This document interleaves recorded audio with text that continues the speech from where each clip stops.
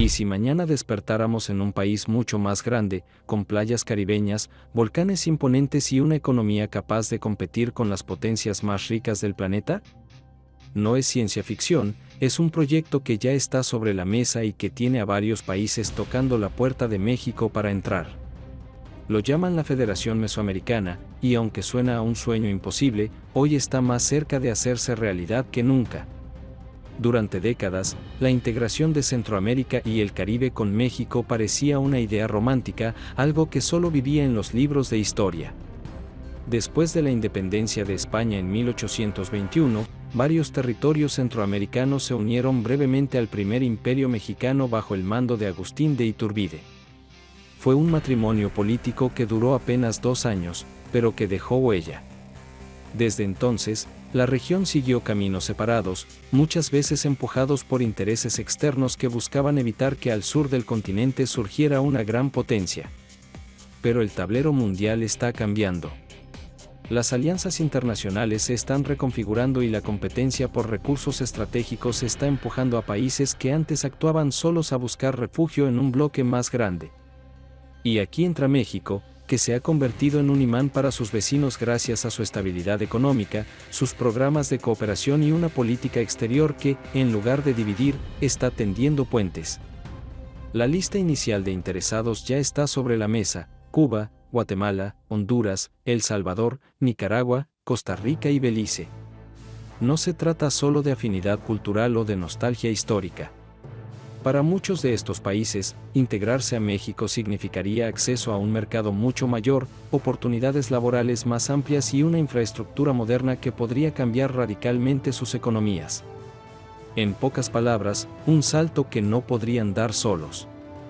Y no es casualidad que esta conversación resurja justo ahora.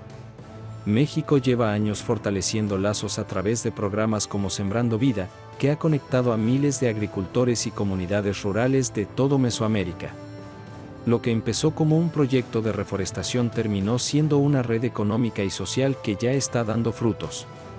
Son vínculos que no se rompen fácilmente, porque no se construyen solo con discursos, sino con empleo, desarrollo y esperanza tangible para miles de familias.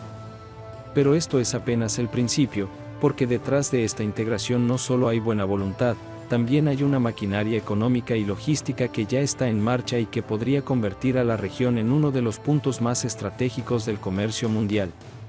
Uno de los motores más poderosos detrás de este proyecto no se ve en discursos ni en cumbres diplomáticas, sino en las vías y carreteras que ya están conectando a la región. El tren interoceánico, que cruza el istmo de Tehuantepec uniendo el Golfo de México con el Pacífico, no es solo un orgullo de infraestructura mexicana, es una jugada estratégica que abre la puerta a corredores comerciales que podrían extenderse hacia Centroamérica y, en un futuro, hasta el Caribe. Imagina un sistema ferroviario y logístico que permita mover mercancías desde Cuba hasta el Pacífico sin depender del saturado Canal de Panamá. No es un simple sueño de ingenieros, ya hay planes para que nuevos tramos conecten a Belice, Honduras, Nicaragua y más allá, integrando a toda Mesoamérica en una red que haría más rápido y barato el comercio con Asia, Europa y Estados Unidos.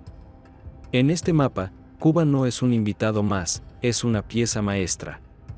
Durante más de 6 décadas, la isla vivió bajo el peso del embargo económico de Estados Unidos. Sin embargo, México jamás rompió relaciones diplomáticas y ese puente histórico ahora cobra más valor que nunca. Recientemente, Cuba empezó a exportar piedra caliza desde Cienfuegos para las obras del Tren Maya. Un movimiento que, más allá del material, simboliza la primera gran vía de cooperación física entre ambas naciones en mucho tiempo. Para muchos cubanos, la idea de integrarse a México es más que política, es personal. Significa la posibilidad de trabajar sin restricciones, ejercer su profesión y vivir con mayor estabilidad. Allá tendría posibilidades reales, trabajo, seguridad, decía una joven licenciada en lenguas extranjeras entrevistada recientemente. Ese tipo de testimonios le pone rostro humano a un proyecto que, en los papeles, ya se proyecta como uno de los más ambiciosos del siglo XXI. Pero claro, un plan así no pasaría desapercibido. Las grandes potencias, y en especial Estados Unidos, han visto históricamente con recelo cualquier intento de integración latinoamericana. Y si crees que su oposición sería sutil, lo que viene te va a sorprender. En la historia de Centroamérica, los proyectos de integración rara vez han fracasado por falta de voluntad popular. El verdadero obstáculo ha estado en las presiones externas.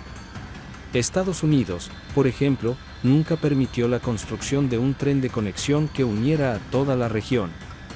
No era por falta de recursos o tecnología, sino porque un corredor así habría unificado a pueblos enteros, fortaleciendo su poder político y económico. En cambio, fomentó rivalidades entre élites locales, alimentó disputas fronterizas y mantuvo una fragmentación que hacía imposible que surgiera una gran potencia al sur de su frontera. Pero esta vez, los promotores del proyecto parecen decididos a blindarlo desde el principio. Plantean que cada país decida su adhesión mediante un referéndum nacional, respetando su soberanía y particularidades culturales. Nada de imposiciones. Una integración democrática y voluntaria, donde la decisión final esté en manos de sus ciudadanos. Si todos los países interesados se sumaran, México pasaría de tener 32 a 39 estados federativos, con Cuba como el estado número 33 y el resto integrando regiones ricas en cultura, biodiversidad y recursos estratégicos. Las cifras impresionan: más de 2.5 millones de kilómetros cuadrados de territorio y cerca de 200 millones de habitantes. Un PIB combinado superior a los $2 billones, por encima de economías como la canadiense, la brasileña o la australiana. Y, lo más importante, una posición geográfica y cultural que podría convertir a la Federación Mesoamericana en una nueva potencia del sur global. Quienes defienden esta idea aseguran que no es solo un proyecto político, sino una oportunidad histórica para revertir siglos de fragmentación. Otros, más escépticos, temen que la presión internacional y las divisiones internas lo frenen antes de nacer. La pregunta es inevitable: ¿será este el momento en que Mesoamérica vuelva a ser una sola nación, o quedará, una vez más, como un sueño que la historia se encargue de enterrar?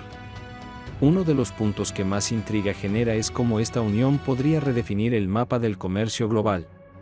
La región mesoamericana controla el paso natural más corto entre el Atlántico y el Pacífico después del Canal de Panamá. En un mundo donde las rutas marítimas se congestionan y los costos logísticos se disparan, tener un corredor seco controlado por una federación unida sería un activo estratégico de primer nivel. Los analistas calculan que mover mercancías por esta vía podría reducir hasta en un 40% los tiempos de entrega hacia Asia, lo que atraería inversiones de empresas multinacionales dispuestas a instalarse en el corredor. Además, la integración no sería solo física o económica. Los defensores del proyecto ven en ella la oportunidad de construir un mercado cultural gigantesco. Desde la música y el cine, hasta el turismo y la gastronomía, la federación podría posicionarse como un polo de identidad mesoamericana capaz de exportar su cultura al mundo. Un país con la riqueza natural de Costa Rica, las playas de Cuba, la herencia maya de Guatemala y la infraestructura de México tendría un potencial turístico difícil de igualar. Pero con grandes oportunidades vienen grandes riesgos. Las mismas potencias que verían amenazados sus intereses podrían recurrir a tácticas de presión económica, campañas mediáticas o bloqueos comerciales para frenar el avance. La verdadera batalla, dicen algunos expertos, no se librará en parlamentos ni en ferrocarriles, sino en la narrativa pública, en quien logre convencer a millones de personas de que esta unión es el camino hacia un futuro más próspero y seguro para todos.